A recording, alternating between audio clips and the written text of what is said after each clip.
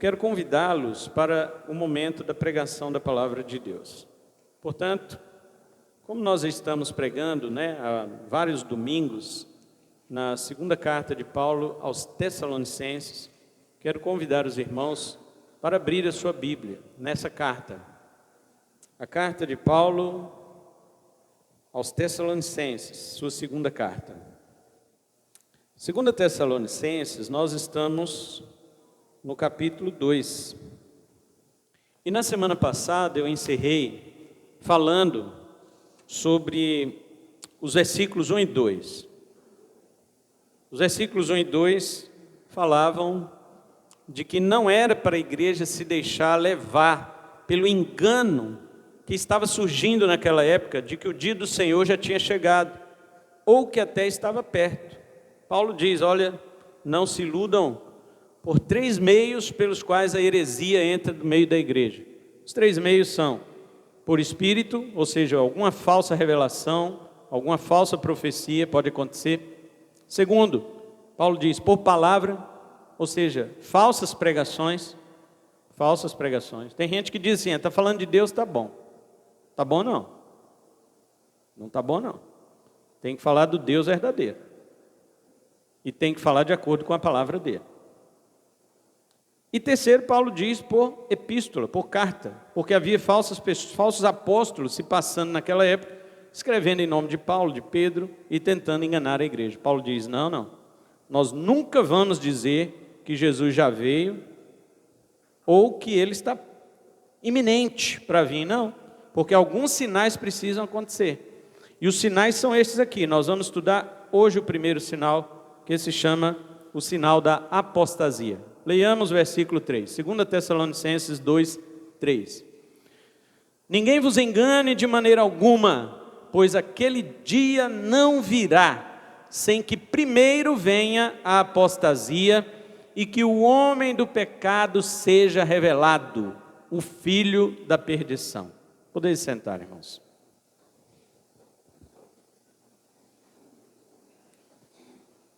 Amém. Todos atentos à palavra de Deus?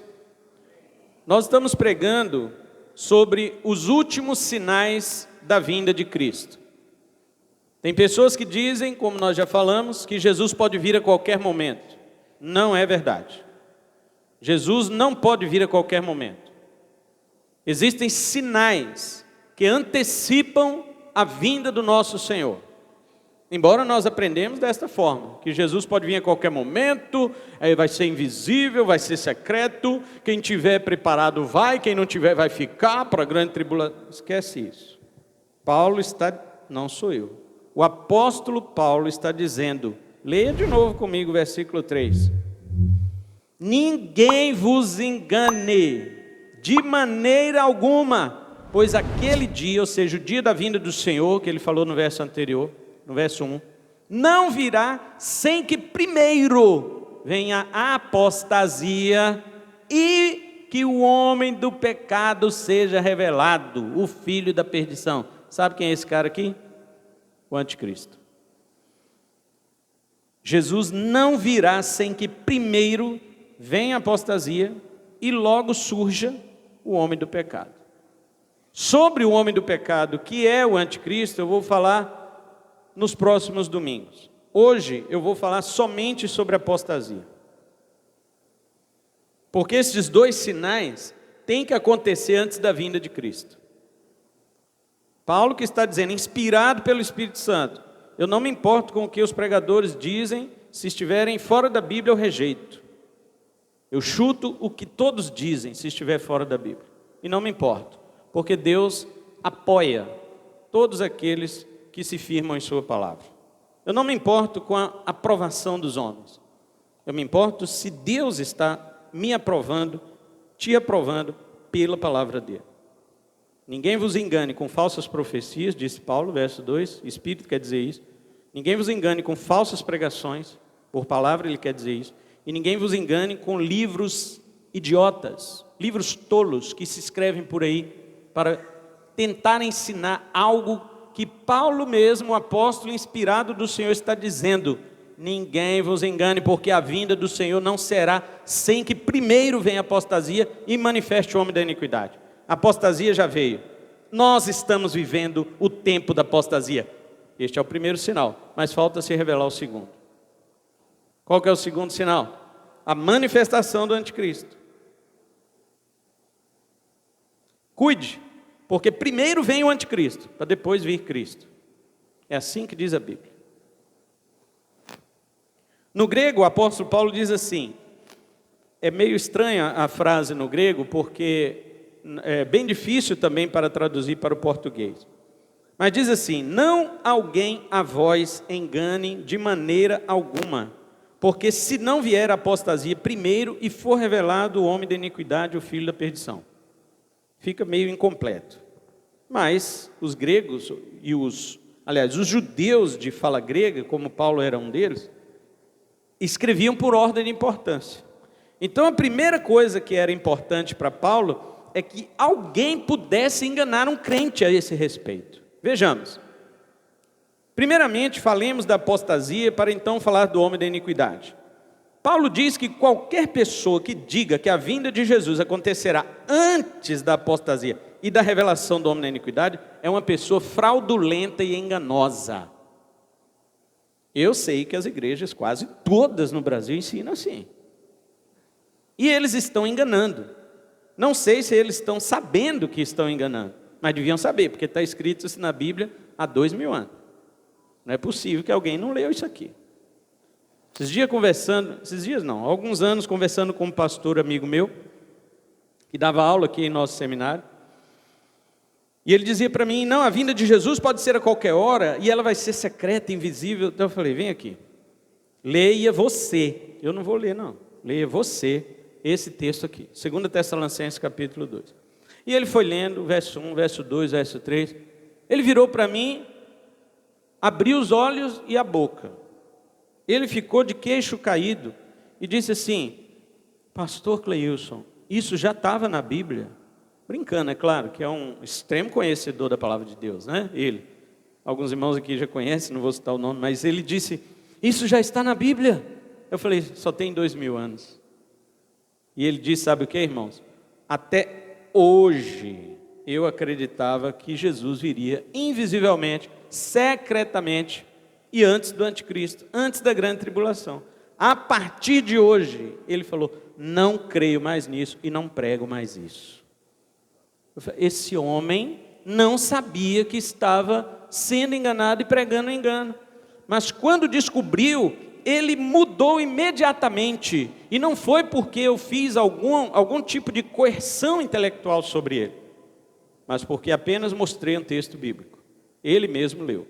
E ele mesmo disse, realmente, Cristo só virá depois do anticristo e da grande tribulação, e não antes, como eu achava e como eu ensinava. Eu disse, olha, você é um verdadeiro servo de Deus, um verdadeiro pastor, um verdadeiro pregador e proclamador, porque certas pessoas estão tão agarradas à sua doutrina, à sua teologia, que quando você mostra um texto bíblico que desmonta, que quebra, que joga por terra toda estrutura humana daquela pessoa, ela mesmo assim não aceita. Ela diz, não, vou ficar com o que eu aprendi. Ué, meu amigo, você vai ficar com o que você aprendeu, ainda que o que você aprendeu esteja te lançando ao engano e finalmente à destruição. Você vai ficar.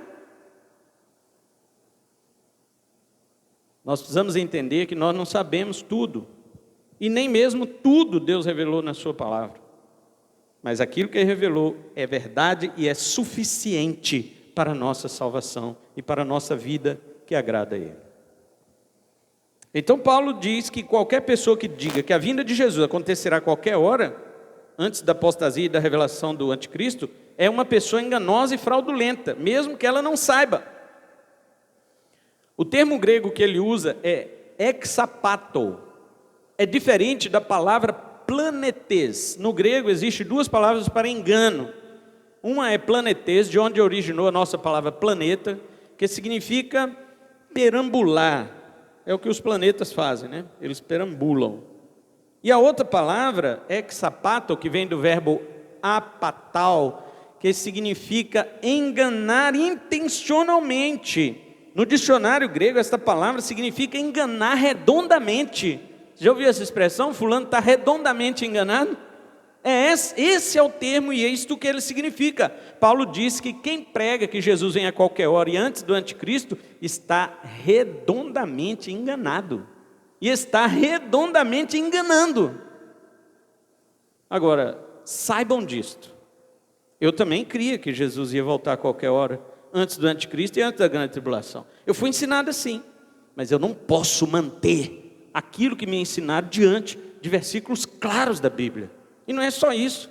Quanta coisa eu aprendi errado, mas lendo a Bíblia claramente, a Bíblia destrói conceitos humanos. E eu não me importo, como eu já disse, com conceitos humanos, e nem me importo com o que as pessoas pensam sobre mim. Eu quero me importar com o que Deus pensa sobre mim, porque quem me julga é a sua palavra. É pela palavra de Deus que nós seremos julgados. Não é pelos ensinos que nós tivemos dos nossos antepassados. Paulo também está falando aqui de um impostor, de um enganador fraudulento. A mesma palavra que ele usa em 2 Coríntios, capítulo 11, versículo 3, onde ele diz que a serpente enganou Eva. Olha, como foi que a serpente enganou Eva? Redondamente. E também em 1 Timóteo 2,14, ainda falando de Eva, Paulo diz que a mulher sendo enganada caiu em transgressão. Ou seja, o diabo enganou redonda e completamente a nossa primeira mãe. No caso de Eva, o diabo se transfigurou em uma serpente e a enganou de uma maneira direta, porque conversou diretamente com ela. Mas no caso do que Paulo está falando aqui, o diabo fará isso não diretamente, mas por meio dos seus falsos profetas, falsos mestres e falsos apóstolos. Aquelas três maneiras que eu citei aqui, como uma heresia entra dentro da igreja. Agora, irmãos, não me espanta que uma heresia entre na igreja. Qualquer igreja está sujeita a uma heresia entrar nela. O que me espanta é a igreja manter essa heresia. Isso me espanta. Porque a palavra de Deus, ela tem que ser, de fato, o critério, o padrão pelo qual você define qual é a doutrina correta e a doutrina errada. É a palavra de Deus. Aí alguém diz assim, pastor, mas essa é sua interpretação. Já vem com relativismo, né? O relativismo. Essa é a sua interpretação. Bom, eu não estou, até agora não estou interpretando, eu só estou lendo. E até onde eu li, Paulo é muito claro com o que ele disse. Não será assim o dia do Senhor, sem que primeiro, então, antes do dia do Senhor, alguma coisa tem que acontecer. Ou seja, não só essas duas. Há outros sinais em Mateus 24, né, Lucas 21, Marcos 13, que nós não citamos lá porque já estão na cara aí, né? Guerras, rumor de guerra, terremoto, fome, peste, epidemia, falsos cristos, falsos profetas, enganando a muito, amor se esfriando, essas coisas todas Cristo já falou. Mas Paulo está dizendo, imediatamente antes da vinda de Jesus, essas duas coisas têm que acontecer. E Paulo, quando diz assim, ninguém de maneira nenhuma vos engane, a palavra que ele usa para maneira, no grego também pode significar caminho ou meios. Ninguém use meio algum para vos enganar. E esses três meios, como já citei, os irmãos já sabem. Guarde isso, esses três meios estão no versículo 2. Que não vos movai facilmente da vossa mente, nem vos perturbei, quer por espírito, que é falsas profecias e falsas revelações, quer por palavra, que são falsas pregações, e quer por carta, que são os falsos apóstolos, com seus falsos livros, com suas falsas doutrinas escritas. E olha que tem material abundante escrito nesse Brasil e nesse mundo, dizendo que Cristo vem a qualquer momento. E Paulo diz, não, irmão, se o mundo inteiro escrevesse, falando que Jesus vai vir a qualquer hora, antes do anticristo e antes da grande tribulação, você ia dizer para mim assim, pastor, você sozinho, você não é ninguém, ninguém te conhece, você não é nada, eu sei disso, mas só você sozinho acredita nisso. O mundo inteiro fala que não, todos os livros falam que é o contrário, ainda assim eu estaria certo, contra todos os livros. E não tem nada de arrogância nem soberba nisso que eu estou falando. Eu realmente sou um lixo, imprestável. Mas a palavra de Deus não é. A palavra de Deus é poderosa. Ela está acima de qualquer livro e de quantas multidões de livros que possam ser escritos nesse planeta. Não interessa. A Bíblia diz, o apóstolo Paulo, inspirado pelo Espírito Santo, Cristo não voltará sem que primeiro venha a apostasia. Olha ela aí, Cristo voltou? Você que acreditou a vida inteira que Cristo ia voltar antes da apostasia do homem da iniquidade, cadê que Cristo voltou? A apostasia está aí. Nós vamos falar sobre ela hoje, começar, né? Porque não vai dar tempo, mas eu vou terminar domingo que vem sobre a apostasia. Cadê? Cristo voltou? Ah, mas vai voltar antes do anticristo. Tu falava isso também antes da apostasia. A apostasia chegou e Cristo não veio. Agora, quando o anticristo chegar, eu quero ver o que você vai dizer. A segunda construção deste versículo, como eu falei, é difícil de traduzir. Coloquei literalmente para você ver a dificuldade de traduzir do grego. Porque se não vier a apostasia primeiro e for revelado o homem da iniquidade, o filho da perdição. Esse primeiro se e esse não, na construção da frase, dificulta a tradução para o português. Eu vou ler algumas versões para ficar mais fácil para você. Na versão Revista Atualizada, Nova Almeida Atualizada e século 21, diz assim, porque isto não acontecerá, isto que é a vinda de Jesus, presta atenção.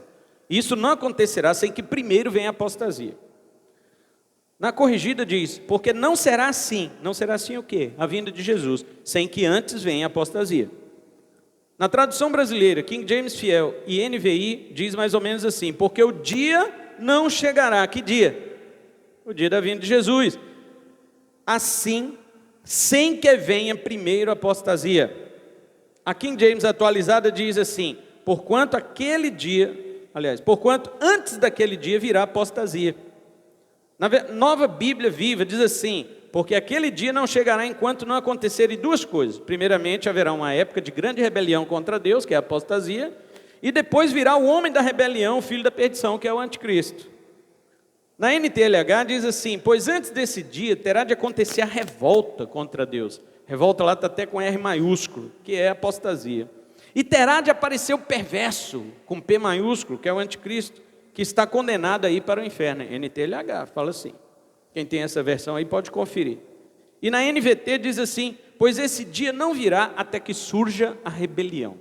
Enfim, todas as traduções são unânimes em dizer que primeiro tem que haver apostasia e também o surgimento do anticristo, para depois disso então acontecer a vinda de Cristo. Pronto. Então, quer dizer, até mesmo os tradutores da Bíblia, mesmo que eles tenham uma tendência teológica, eles sabem que a Bíblia que a Bíblia foi escrita dessa forma. Então vamos para o que é apostasia. Hoje eu vou conceituar, definir o que é apostasia. A palavra grega é essa mesmo, apostasia. Escreve igualzinho, só na língua portuguesa que o S tem som de Z, né? Os outros países de língua não portuguesa essa é som de S mesmo. Então é apostasia. Ela significa, de modo mais resumido, o abandono, a deserção, o afastamento, ou seja, o abandono da fé. Se alguém resumir o significado da palavra apostasia, significa isso, o afastamento da fé. Há uma grande briga entre arminianos e calvinistas sobre a questão se o crente verdadeiro pode apostatar da fé verdadeira. Vou passar por isso aqui bem rapidamente, só para deixar isso claro para os irmãos. Os arminianos são aqueles que creem no livre-arbítrio, dizem que sim, os homens, os crentes salvos podem se afastar da fé, podem perder sua salvação. Os calvinistas dizem que não. Nós devemos admitir que o Novo Testamento fala da fé de diversos modos. Eu já expliquei para os irmãos aqui que pelo menos 5 tipos de fé nós podemos encontrar nas Escrituras. Existe a fé histórica, que é aquela fé que você crê nas histórias da Bíblia. Essa fé não salva. Existe a fé confessional, que é aquela fé que você crê nas doutrinas da Bíblia. É importante crer nas doutrinas da Bíblia, mas só isso também não salva. Existe a fé miraculosa, que é aquela fé que você crê nos milagres de Deus. E muitas vezes esse milagre acontece com você, como nós ouvimos breve testemunho da irmã Isabela aqui no seu batismo. Deus curou a Isabela. Ela não quis dizer o que é, mas Deus curou minha esposa aqui dentro dessa igreja de um cisto hemorrágico que estava quase do tamanho de uma laranja dentro dela.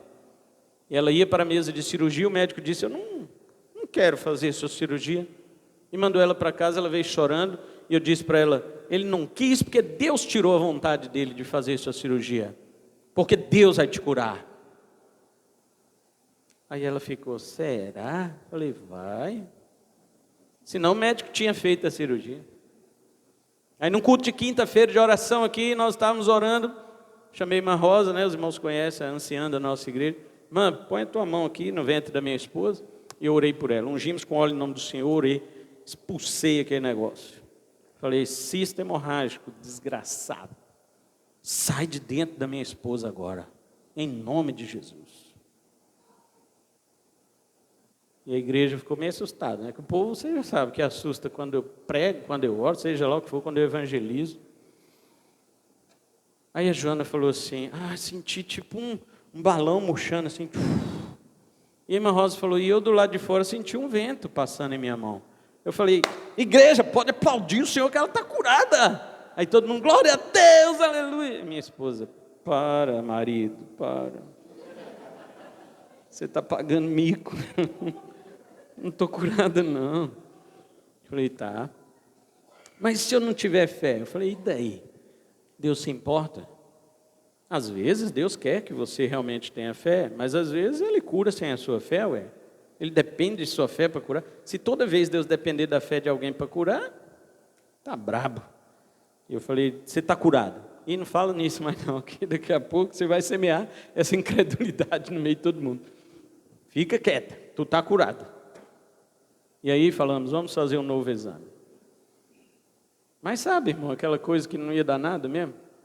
Aí quando tiramos o exame e levamos para o médico, ele ficou assim, Joana do Couto Nogueira Trindade, vários policistos e um cisto hemorrágico lá. Aí ele olhava o outro, limpíssimo, nem policisto e nem cisto hemorrágico. Joana do Couto Nogueira Trindade. Não, quero ver as datas. Esse aqui foi antes e esse depois. Não pode. Falou, mulher, o seu ovário lá, é ovário? Que dá nas coisas, é ovário? É que tem tanta coisa ali dentro. Mas ele fala assim, mulher, o teu ovário está limpo como de uma menina adolescente. Você não tem nada, nem policista você não tem. Como isso é possível?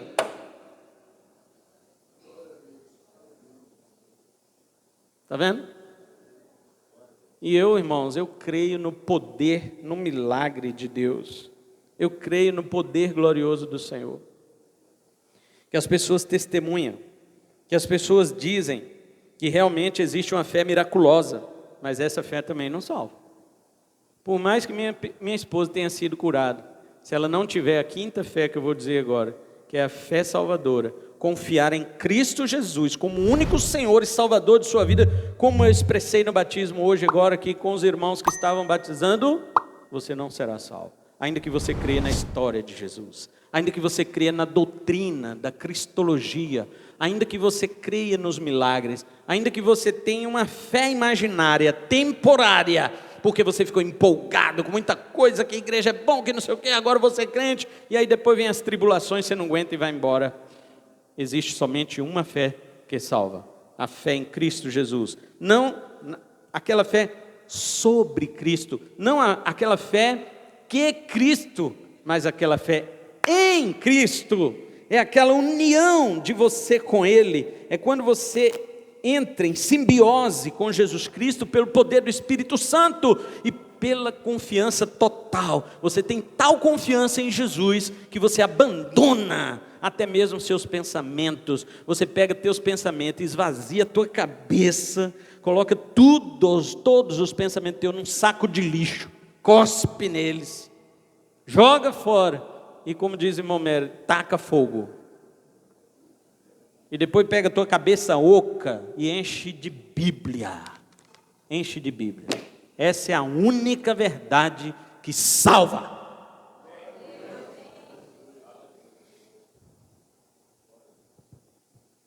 Então as pessoas dizem, ora, não pode perder a fé. Outros dizem, claro que pode.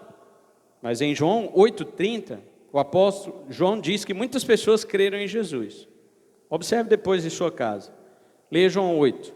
Jesus fala um monte de coisa maravilhosa. Lá no verso 30, João escreve assim: tendo dito essas coisas, muitos creram em Jesus. Tá. Mas no decorrer da leitura, você vai para o 31, 32 e tal. 31, Jesus dizia, pois, aos judeus que haviam crido nele: se vós permanecerdes nas minhas palavras, verdadeiramente sereis meus discípulos. Aí no 32, então conhecereis a verdade os libertará. E aí no 33 eles falam, não, nós não somos escravos de ninguém. Nós somos... Olha só, os que creram em Jesus agora já estavam tentando debater com Jesus. Aí Jesus disse no 34 assim, olha, todo aquele que comete pecado é escravo do pecado. Espera aí, como é que vocês dizem que não são escravos? Não, nós temos por pai Abraão, que não sei o quê. Que não... Olha, Jesus fala no 35, o filho não fica, o escravo não fica para sempre na casa, mas o filho sim. Aí no 36, agora se o filho vos libertar, verdadeiramente vocês serão livres. Você só é livre se Jesus te libertar, meu filho. Põe isso na tua cabeça. Qual ser humano que consegue se libertar? Se você conseguir se libertar, Jesus não precisava ter morrido na cruz, não, para quê? Você é salvador de si mesmo, cada um se salve. Não é assim que o povo diz? Cada um por si, Deus por todos? Ué, mas Deus por todos por quê, se cada um por si? Se cada um já é por si, não precisa de Deus por todos? Então, nessa conversa vai entrando vários assuntos, e esses judeus vão ficando irritados com Jesus. Olha, os judeus do verso 30, que João tinha dito que haviam crido nele. Jesus está testando a fé deles, para saber se é uma fé verdadeira. Eles começam a irritar-se com Jesus, e dizer que Jesus Cristo tinha demônio. E Jesus fala assim, olha, eu vou dizer quem é o pai de vocês. Lá no verso 44. Jesus primeiro fala, né? Se vocês fossem filhos de Abraão, vocês iam fazer as obras de Abraão. Abraão viu o meu dia e se alegrou. Se vocês fossem realmente discípulos de Moisés, vocês iam crer em mim, porque foi de mim que Moisés falou. Está vendo que judeu não crê em Jesus, nada? Se judeu cresce em Jesus, se judeu cresce em Moisés, eles creriam em Jesus. O judeu que tanto defende a Torá, defende a lei e tal, nem em Moisés eles creem. Jesus que falou. Se eles crescem em Jesus, eles creriam. Se eles crescem em Moisés, creriam em Jesus. Aí no 44, Jesus fala assim, vocês têm por pai o diabo. Meu Deus, se fosse eu falando isso aqui, um monte de gente, pastor me ofendeu. Ia sair ofendido, nunca mais volto naquela igreja, que não sei o quê. Jesus falou com os judeus que haviam crido nele, vocês são filhos do diabo. Porque o diabo é homicida desde o princípio, e vocês querem me matar. O diabo nunca se firmou na verdade, Jesus falou, porque nele não há verdade, ele é o pai da mentira. Queridos, a pessoa pode estar na religião, mas ela pode estar no engano, mesmo na religião. Você quer uma religião mais pura, mais conhecia Deus do que a religião judaica naquela época? No entanto, Jesus fala, vocês estão debaixo do pai de vocês, debaixo do diabo que os engana. Porque se não reconhecer Jesus, está debaixo do engano. É terrível isso. Mas somente a fé em Cristo que pode salvar você. Então muitas pessoas na Bíblia podem ter sido chamadas que tinham crido, mas muitas vezes sua fé é aparente, não era verdadeira fé. Pessoas assim podem caminhar juntamente com os verdadeiros crentes, sem no entanto serem convertidas de fato. Quando elas se desviam de uma fé que elas diziam ter, e não da fé verdadeira. Como exemplo, Jesus contando a parábola do semeador, ele disse em Lucas 8,13, que a semente que caiu entre as pedras representa aquela pessoa que ouvindo a palavra, recebe com alegria, mas não tem raiz, creem apenas por algum tempo, está vendo? Creem, mas é apenas por algum tempo, e na hora da provação se desviam. Quantas pessoas desviadas você conhece? Foram provadas, mas não suportaram permanecer, porque sua fé era de pouco tempo. Era um tanque do carro que não encheu de gasolina, não chegou. Jesus falou que aquele que perseverar até onde? Até o fim, ué. Tem gente que só corre a metade e quer chegar. Se você perseverou até a metade, você não perseverou, meu amigo. Perseverar tem que ser até o fim, ué. Tem que ser até o fim. Então a palavra para desviar aqui, que Jesus usa em Lucas 8,13, é a mesma palavra apostasia que Paulo está usando. O que eu quero dizer com isso? Que tem muitas pessoas que têm uma certa apreensão intelectual do Evangelho. Se eu pregar o Evangelho aqui para vocês, como eu preguei aqui, dentro das águas deste tanque, intelectualmente falando, vocês entendem. Ninguém é burro, todo mundo tem inteligência. A pessoa escuta o Evangelho, ela entendeu. A questão não é essa. A questão é saber se a sua fé é verdadeira ou passageira. Foi o caso de Simão Mago. Quem conhece a história de Simão Mago? Em Atos 8, o texto diz lá no verso 13 que ele creu e foi até batizado por Filipe. Olha só, Filipe batizou Simão o Mago. Mas quando Pedro veio a Samaria, logo desmascarou. Sua fé não era verdadeira fé, embora o autor sagrado tenha dito que ele creu. Simão creu e foi batizado. Lucas falou, inspirado pelo Espírito Santo. Mas que fé é essa? Sua fé não era verdadeira. Essa escrita de Lucas não é errada, ao contrário de alguns que possam acusar a Bíblia da sua doutrina da inerrância. É que o Novo Testamento fala da fé que uma pessoa professa, não levando em conta necessariamente se é ou não a fé verdadeira e salvadora. Vocês viram os candidatos do batismo, todos aqui professaram sua fé em Cristo, não foi? Todos vocês viram e ouviram isso. Agora eu pergunto, isso lhe garante que elas vão ficar na presença de Deus? Se eles estão aqui me ouvindo, tome cuidado.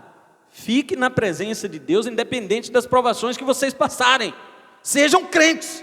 Respeitem a profissão de fé que vocês fizeram. E muito mais do que isso, respeitem aquele a quem vocês professaram aqui como Senhor e Salvador. Respeite. Porque ninguém pode garantir a salvação de alguém só porque desceu as águas, não, irmãos. É o conceito errado que eu falei no início. Batismo não salva. O que salva é tua fé em Cristo Jesus e teu arrependimento de pecados.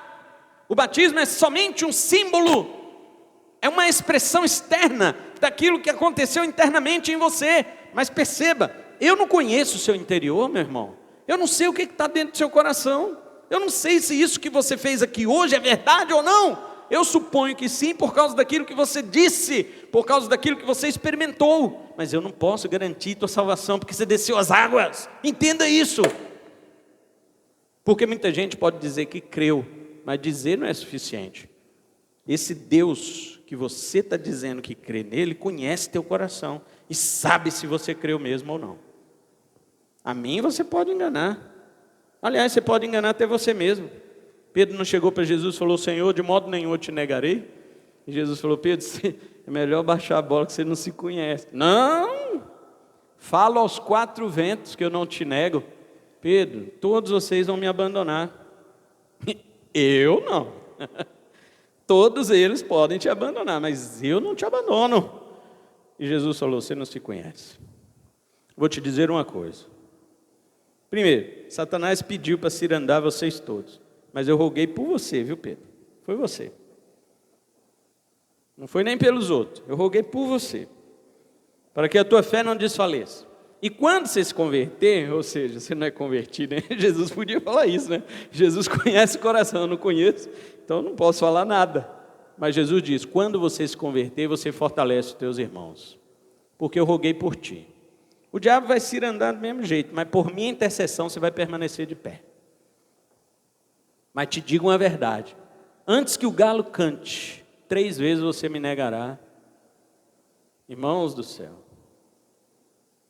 Jesus foi preso. E Jesus se entregou. Não reagiu, vocês conhecem a história?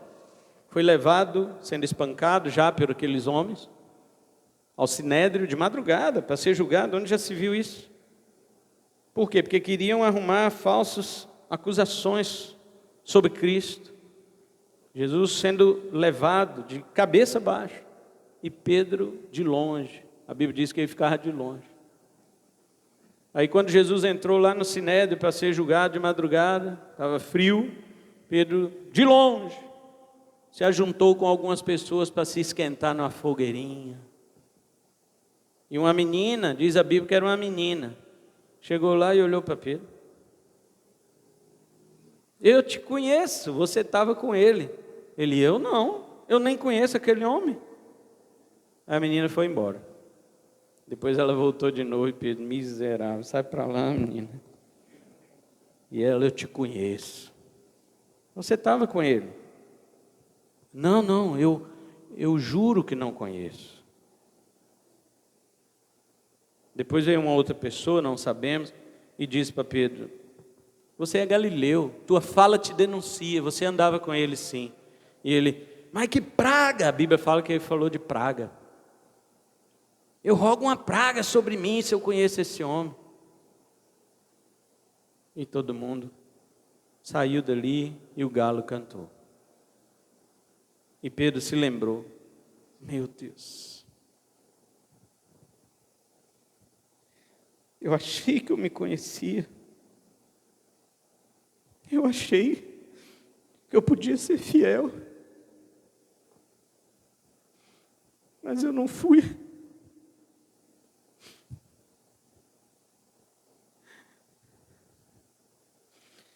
Irmãos, eu choro porque eu me vejo como Pedro também, fraco.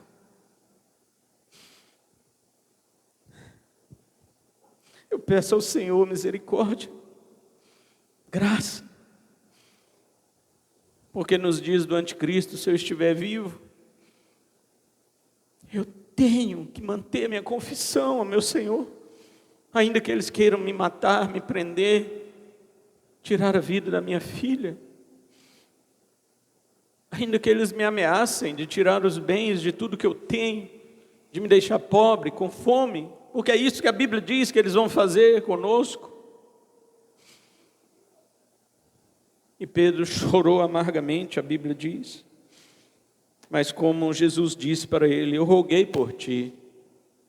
E todos aqueles por quem Jesus roga e ora, não se perderão. Pedro esteve à beira do precipício e Jesus foi atrás. Depois de ressuscitado, foi Jesus ao mar da Galileia, onde eles estavam ali.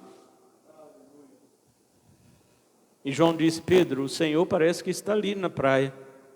Pedro então se vestiu, pulou dentro da água, nadou até a praia. E Jesus falou, joguem a rede deste lado direito aí do barco. E eles jogaram e apanharam 153 grandes peixes, que durante toda a noite não pegaram nenhum. E quando trouxeram aqueles peixes para a praia, Jesus já estava lá, com um foguinho aceso, um pão, um outro peixe lá. E todos se sentaram para comer. E Jesus, naquele círculo,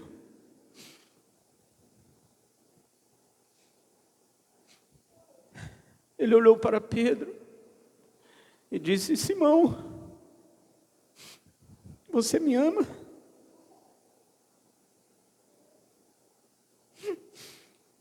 E Pedro baixou a cabeça.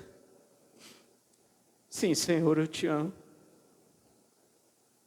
Apacenta as minhas ovelhas. Continuando a comer, Jesus fala de novo para ele, Simão, filho de Jonas, você me ama mais do que estes? Sim, Senhor. Tu sabes que eu te amo. E ali o silêncio imperou. E Jesus pela terceira vez, Simão, você me ama? E a Bíblia diz que ele entristeceu. Senhor, tu sabes que eu te amo. E Jesus disse, apacenta as minhas ovelhas. Tem um detalhe no texto grego ali que não dá para perceber em português. Jesus perguntou, tu me amas com amor agape? E Pedro respondeu com amor filos, de amizade. Jesus perguntou de novo com amor agape, o amor de Deus. Pedro não conseguia responder, respondia com amor filos. Na terceira vez, Jesus desceu ao nível de Pedro e perguntou se ele o amava com amor filos. Por isso Pedro se entristeceu, porque ele sabia que não pode amar o Senhor com o amor puro e verdadeiro de Deus. Mas Deus aceita o seu amor como Ele é, desde que você o ame unicamente a Ele. E Jesus então guardou a Pedro e garantiu a sua salvação. Então eu quero encerrar a pregação de hoje, embora ainda não terminei acerca da apostasia. Estou falando de pessoas poderem ou não, salvos, realmente podem se apostatar da fé? É uma pergunta que eu estou analisando alguns textos bíblicos para mostrar para os irmãos. Hoje não deu tempo, mas só para você perceber a diferença entre Pedro e Judas. Jesus intercedeu por Pedro e Jesus não intercedeu por Judas. Não. Lucas 22, 32 e 33. Pedro, eu roguei por ti. João 17, 9. Jesus orando ao Pai disse: Pai, eu não rogo pelo mundo, mas por aqueles que me deste, porque são teus. E no versículo 12, Pai, eu guardei a todos que me deste, menos o filho da perdição, para que a Escritura se cumprisse. Jesus não orou por Judas. E por isso ele se perdeu. Mas todos aqueles por quem Jesus ora, jamais se perderão. Jesus disse em João capítulo 10, versículo 28. Jesus dizendo, eu dou a vida eterna às minhas ovelhas, e elas jamais perecerão, e ninguém poderá arrebatá-las das minhas mãos. Jesus garante a salvação para as suas ovelhas. Você é ovelha de Jesus? Como eu posso saber que eu sou uma ovelha de Jesus? Versículo 26 de João 10. Ele diz para os fariseus, para os judeus ali: vocês não creem porque não são minhas ovelhas. Ou seja, quem não é ovelha nunca vai crer. E não é acreditar. Para com essa bobagem que colocaram na cabeça da gente quando a gente era pequeno. Quer dizer, pequeno eu sou até hoje, mas quando a gente era novo.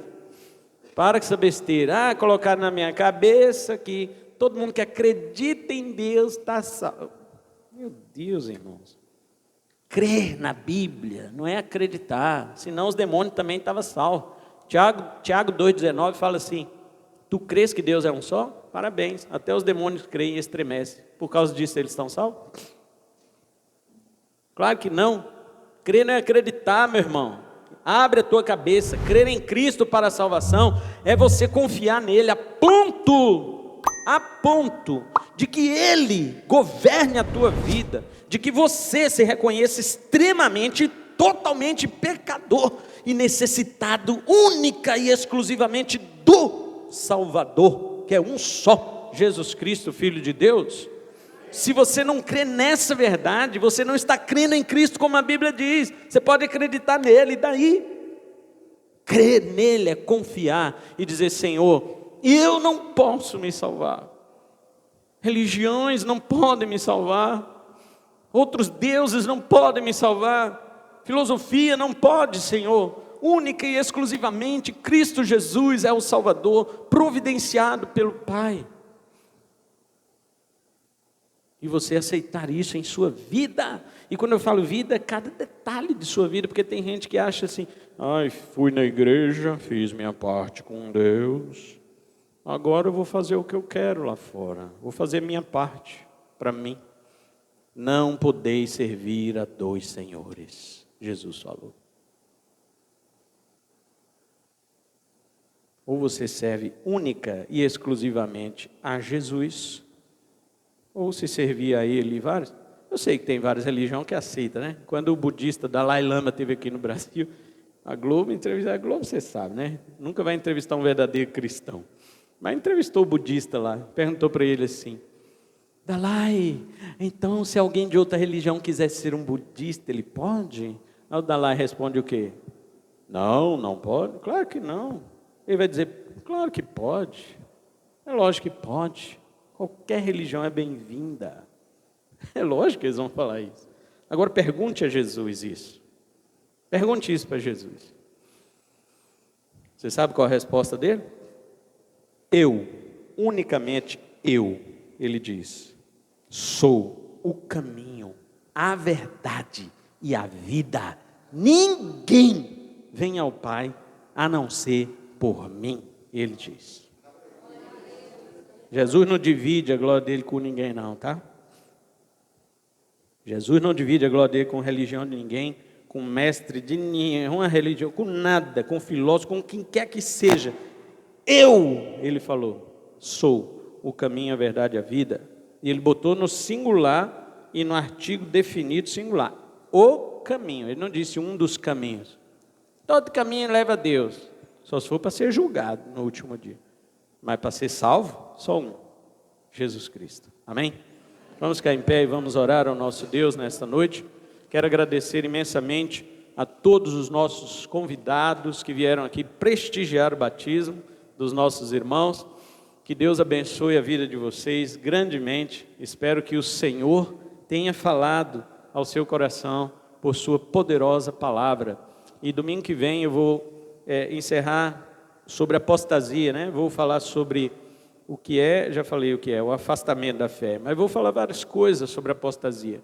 Se um crente realmente salvo pode apostatar da fé, eu vou falar quais são os sintomas de um crente apóstata que já se afastou da fé, porque tem sintomas. E vou falar quais são as grandes causas de uma apostasia, porque que pessoas se afastam da fé. Tem gente que se afasta, né, por vários motivos, mas nós vamos ver dentro da Bíblia os motivos, eu vou mostrar isso para os irmãos. Quando encerrar, aí no outro domingo vou falar sobre o anticristo. Aí sim, convido todos, quer dizer, já convido desde agora, né? Mas para nós sabermos as características do anticristo, o que ele vai fazer, né? Quem que ele vai querer parecer, o que ele vai falar, o que ele vai operar de milagres, sinais, quantos vão segui-lo, essas coisas todas nós vamos falar sobre a pessoa do anticristo, né? E que Deus possa nos conduzir em sua palavra.